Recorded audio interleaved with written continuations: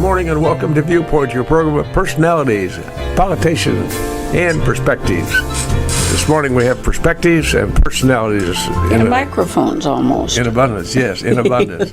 As both of you out there, both listeners might remember, we always try to start with a kudo or two. Mrs. Busby, I think you have your kudo lined up. Did you? I most definitely do. Pay attention now, folks. She's got something important to say. Yeah, I really have. Last week, Bill and his wife and I went to the high school for the Lambs concert, Lincoln Area Music Society. If memory serves, I think there were 303 seats in that auditorium. And they certainly weren't all full, more's the pity. It was just a wonderful, wonderful afternoon. The talent with those people is just absolutely blows your mind. So make a note to yourself somehow that the next time there's a Lincoln Area Music Society concert, you sign on. It doesn't even cost you anything. And boy, I'll tell you, it was entertainment. Is that true, Bill? That's true, exactly. The other thing about that is, Judith K. and listeners, they just didn't show up on Saturday night and Sunday to sing. Oh, my, no. There's a lot of rehearsal going into that. And concomitant with that is the rehearsals, they need an accompanist. Kay Dobson, God love her, she ought to get a special niche in her crown because she has to go, shows up at all the rehearsals and everything goes just as smoothly. And the nice thing about it Sunday is that they and Saturday night they combined a high school glee club, which was a beautiful addition. Finished off with this magnificent God Bless America, and you know something I want to talk about that in just a second. People think that when they play God Bless America, you have to stand. The only thing we stand for is the national anthem, folks. Now, there's nothing wrong with that. And but there are people who don't realize that that's not the national If I was going to err, I'd rather err on the wrong side. So, but I'll just make a comment. The national anthem is the only thing you really should stand for. But God Bless America, led by Mr. Searby and his group and the orchestra, was a very stirring finish and a moving finish. So kudos to them. By the way, I think I'm going to ask you to give another kudo. You had something happen in your family, and I'm very proud of it.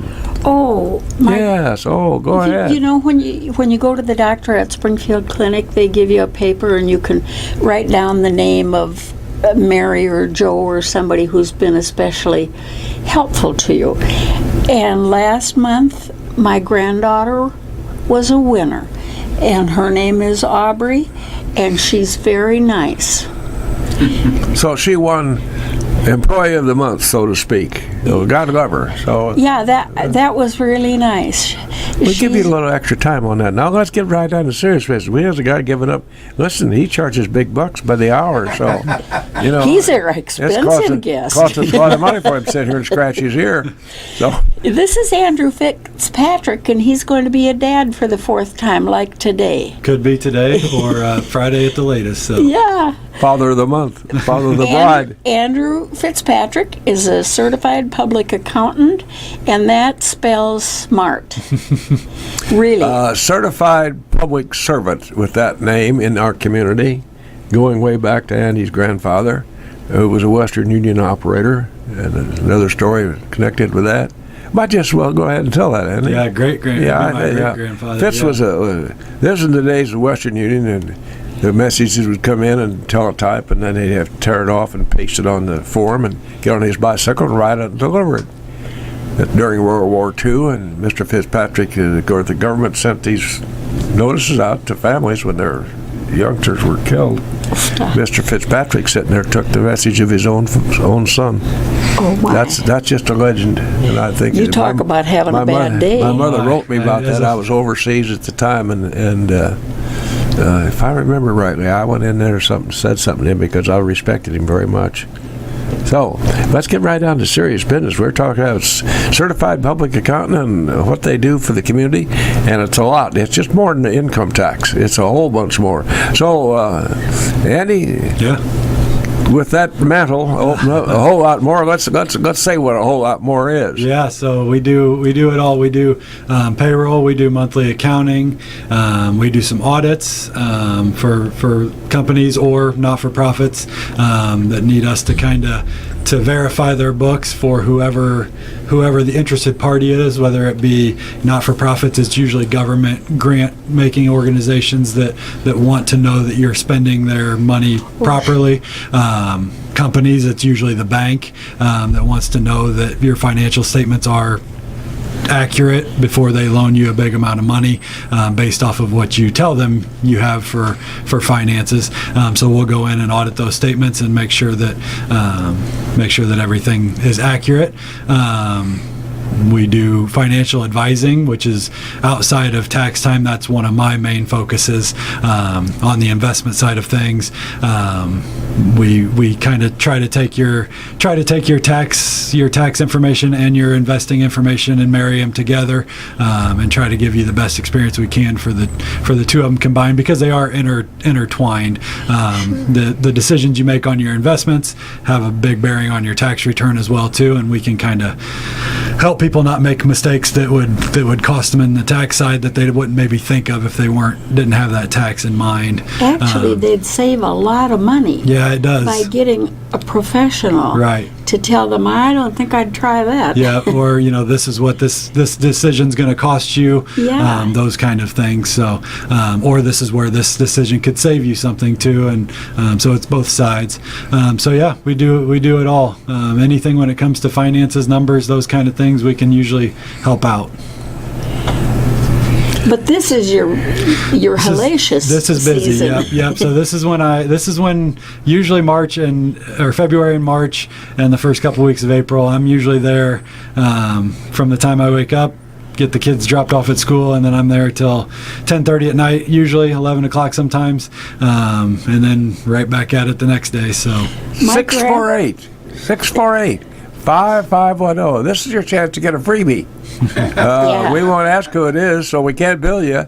648-5510. Seriously now, if you have any questions about financing and or your taxes, of course the tax season is now officially over, but for some, there's a residual. Yeah. And we still got people. We got still people straggling in here for the last few days that they can get into. So Sure. Yeah. Well, that's human nature. Yep. Yeah, we wait until our back's against the wall. Mm-hmm.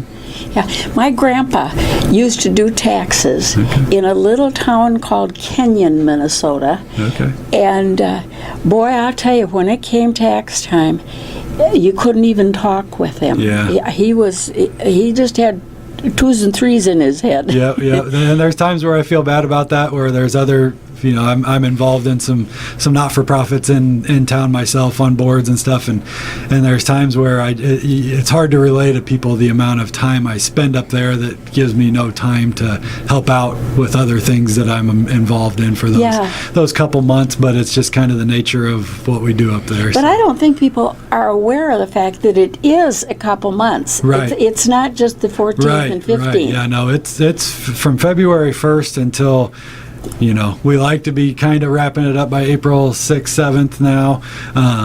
But yeah, it's full bore for us. Some of the bigger firms, you'll talk to the people that work there, and they may have, 2 weeks before the corporate deadline and 2 weeks before the April 15th deadline, where they really go hard at it, and then not so much in the other weeks. But in a small firm like ours, it's to accomplish what we need to accomplish. It's February 1st all the way through without really a break. So. Now, Mr. Fitzpatrick, tell us what happens when a guy from Uncle Whiskers comes out and, for instance, any one of your clients, not in my category, but a larger client, and they're going to get audited. Mm-hmm. So what's the first step that client of yours ought to do? Yeah, so if they're going to be audited by the IRS, you're saying? Yes. Uh-huh. Yep. So the first thing I would do would just be bring us the paperwork that they send you. We'll start going through and building an idea for what they're looking for, and then getting our ducks in a row for how we're going to present the information that we put on the tax return. Usually with your accountant, you want to be 100% honest, as far as we want you to be 100% honest all the time, but if there's a mistake or if there's something you were trying to hide, you need to be 100% honest with us, so then we can kind of come up with the best plan of attack for how we're going to frame this to the auditor. Why we did what we did. Here's all of our backup for it. And a lot of times that's good enough for them. They look at everything and they appreciate the fact that you have everything presented to them in a professional manner. So I would have to think if you just tried to go at it yourself, the auditor would probably be a little bit perturbed by the fact that you may not have everything that they need. It's going to take longer. The longer they sit there, the longer they probably, not that they hold a grudge, but they could make it a little harder on you if you make it harder on them. Right, exactly. It's kind of like the fishermen sitting on the banks, and the game warden comes up. Either you have your license or you don't. Exactly. Yep. So, do you have what we need or not? And then it becomes, at that point, then it becomes a if you make it easy on us, it's probably going to be a little easier on you. So on a lighter note, there, Fitz, years ago, I got a surprise audit. A guy dropped into my office, and we were on Broadway Street then. And we were busy, and I was working the floor trying to help finish garments and so forth. And so I think it was Emery Gaffney told me years back, if you ever get an audit, just give them your books and get out of their way. And exactly. So it's exactly what I did. I put my books on the desk, and I explained to the guy I'd be right out this window. If you need any questions, I'm right here. And I was out there about a half hour, and we had a steaming Sioux, and you put suit coats over it to form, and then you step on a pedal and release steam from the inside out and form the garment. And that's what I was doing, and putting the coat on there and stepping on the pedal. And pretty soon he came out and started asking me questions. Every time he'd ask me a question, I'd step on the pedal. And I think he went back to the office. He wasn't in been 20 minutes. He said, "I think you're okay," and left. I think he figured, any guy's going to try to work this hard for a buck, can't be exactly. Yeah. Well, and that's another good point. Is a lot of times we'll tell people, say the least amount possible, because they're not. Nothing you say is going to charm them, but they could always find something in the words that you're saying that they could try to catch you up on. So just give them your information, be prepared, and then step away and let them do their thing. Is that stereotype true, that they really are looking to snag Well, that's you? their job. Yeah, that is their job. If they're, if they come back to their boss every single time and say, "Nope, everything's fine," at that point they're not making. They're not doing their job. Right, they're not bringing any revenue in. So, and my guess is, with an audit, there are surprise audits, but usually when you get an audit, it's because they've seen some kind of irregularity in your information that doesn't completely add up to them. So I'm going to guess that the percentages are, the win percentage for the auditor is probably pretty high to get something, because they, if they look at your books and it looks like it's perfectly squeaky clean, usually they're not going to go after that one, because there's probably not anything for them to get there. That's why you use a professional tax preparer, preferably a CPA, because that's what they're schooled in, and that's their expertise. Yep. And if you have somebody who knows how those things go, they know the drill, they can kind of guide you through these. Yep. Most the auditors are out there, they're not looking for crooks per se. Right. They're just looking for mistakes that are getting made. Yep. And that's what auditing's all about. On the flip side, we talked earlier about doing audits of companies' books for them on our side. And really, every once in a blue moon you'll find fraud, but really what 99 times out of 100, what you're finding is just an honest mistake. But then you correct it for them and go from there. So 648-5510. Our guest this morning, Mr. Andrew Fitzpatrick. Lincoln name that I think you could put the name Fitzpatrick Stash legend here in the county, because of the building trades and so forth that family's been associated with. If you win something done right, you had a Fitzpatrick do it, and you knew it was going to be okay. And that's the same thing true with our guest this morning, a certified public accountant. You can just attach that on there easily. but that doesn't come easily.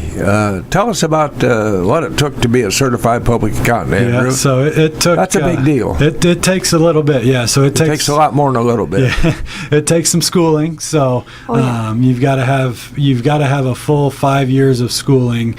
So you get your accounting degree in the 4 years, but you've got to go an extra year basically to be able to have the hours you need to sit for the CPA exam.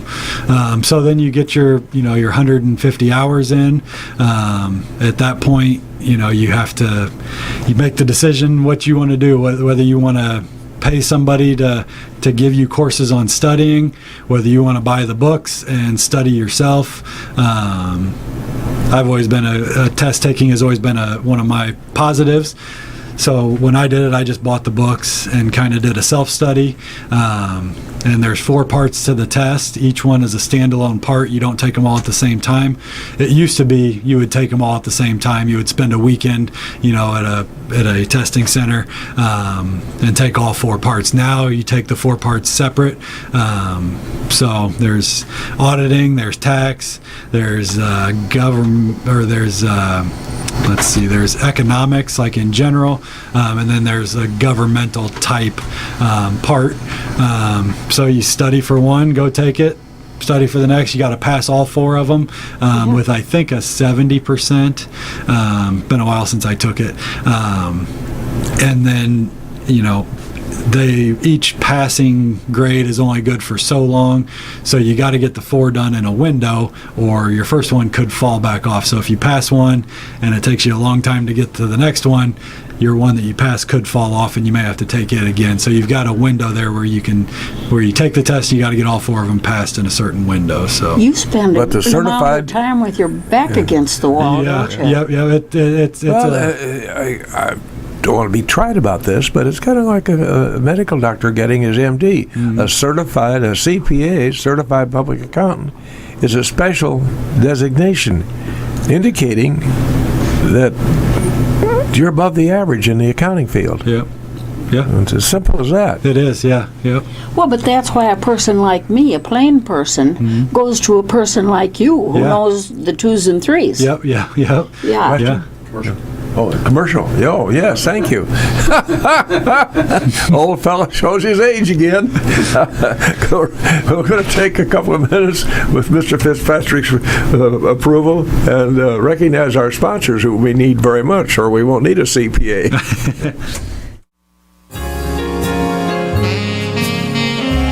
And having paid respect to our sponsors, whom we appreciate very much, we're right back live in the studios this morning.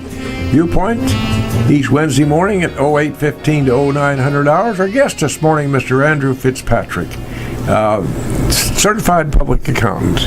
And I emphasize that because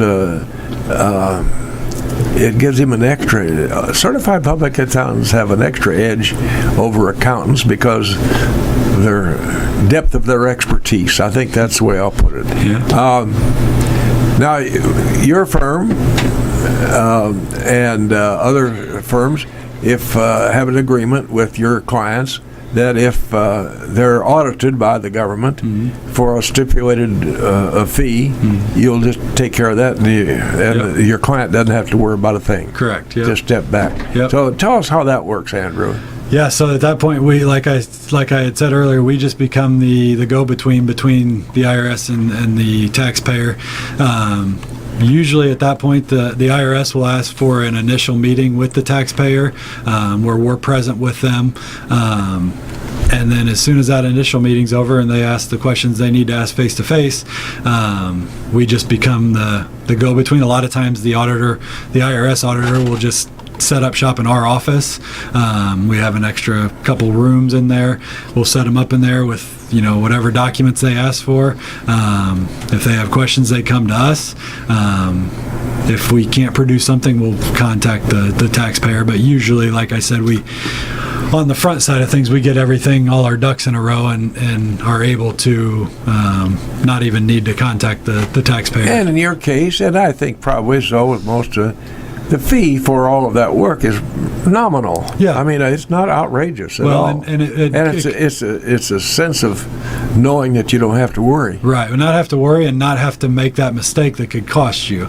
You know, if you try to go at it yourself and they ask you to produce something and you're like, I don't know what that is, I can't produce it, they're going to say, okay, well, that's a win in our column. We're going to tax you there because you can't produce what we need, whereas we can coach you through producing what you need. So, How in the world do you keep track of that? Did you know when you were a little boy you'd like to be a bean counter? No, I did not. I when I was up until my junior year in high school, I just assumed I was going to be an electrician.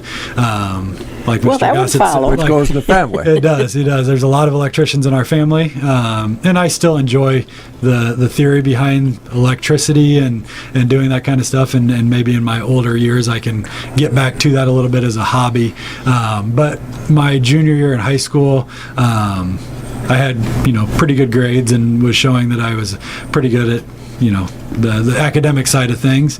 I knew my younger brother wanted to be an electrician as well too, and at the time I wasn't sure that there was enough for both of us to make a full-time job out of it. So I went ahead and took my ACT my junior year, which I never even planned on taking.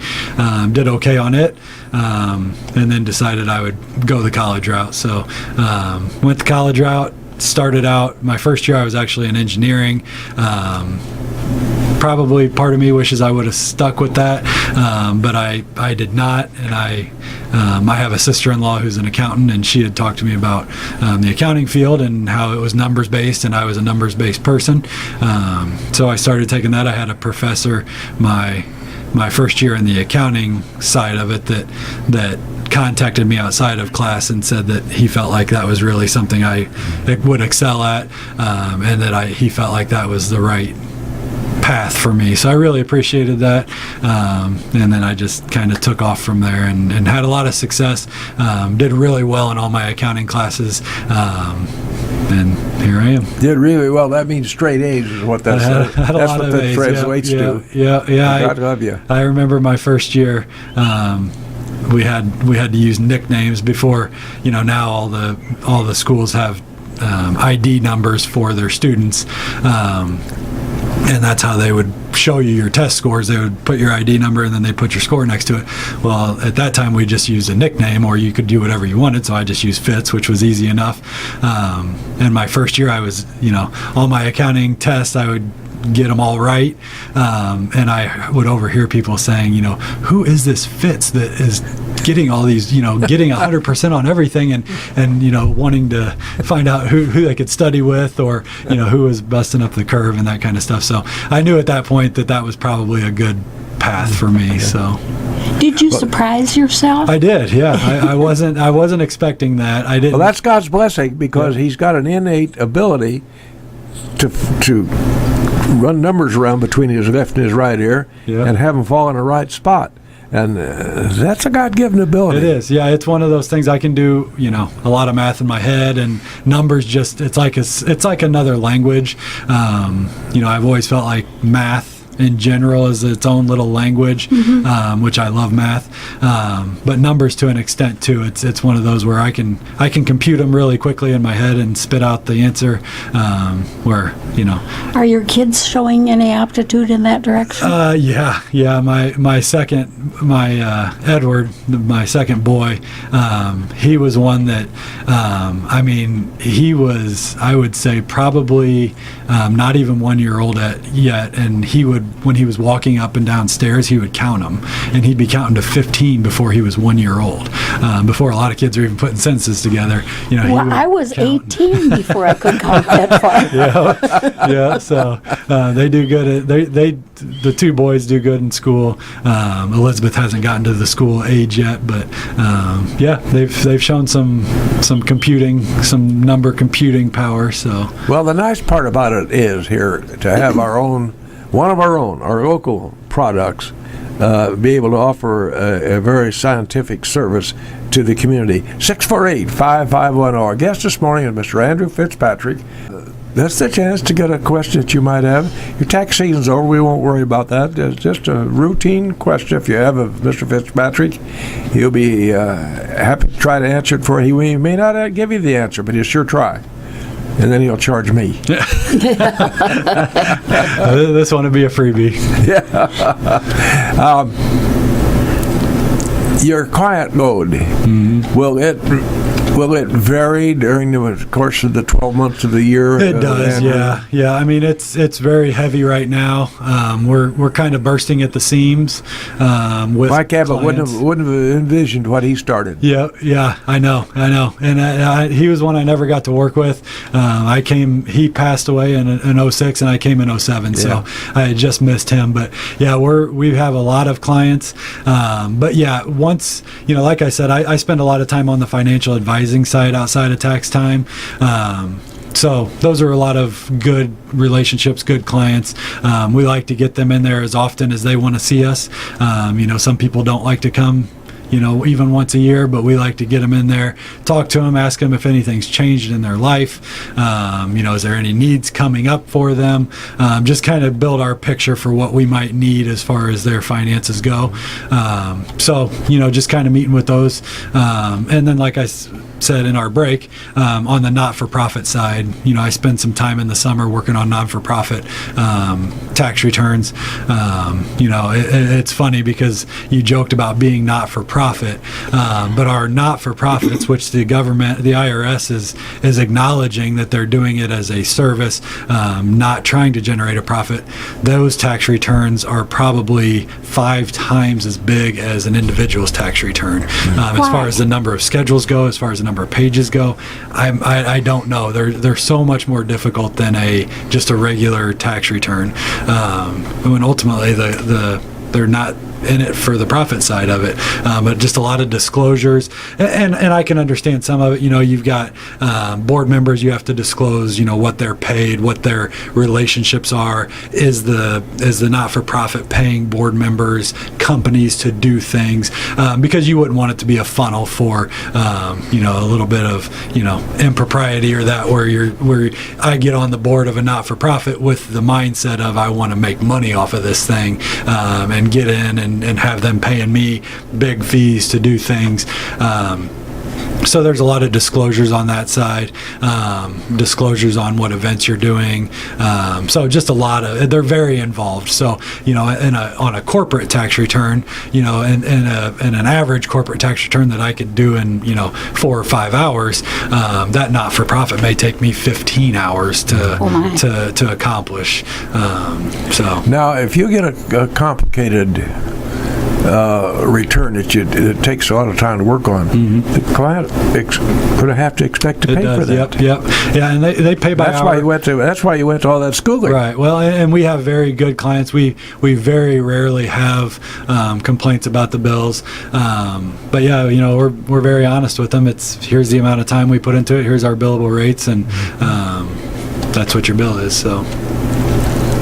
Go ahead. I can't go ahead. You know why? I've never done taxes. Buzz was always responsible for that. Yeah.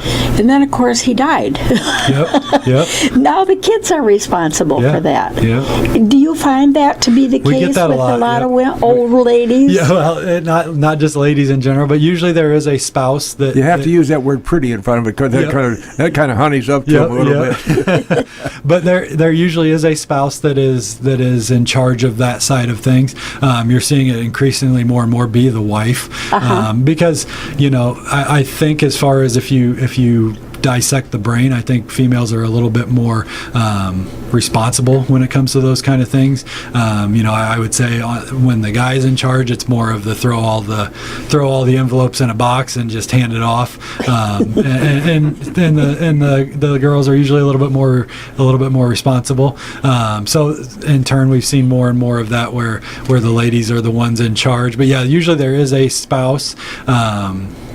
And then sometimes it can be painful to see when one is gone, and then the other one is kind of just got it all dumped on their lap, and they're not, don't know where to go. Right. So usually when we have a long-term relationship with a tax-paying client, we can pretty much guide you through whatever you need. So your tax situation doesn't change a lot from year to year usually. I would say 85% of the time there's not a lot of changes.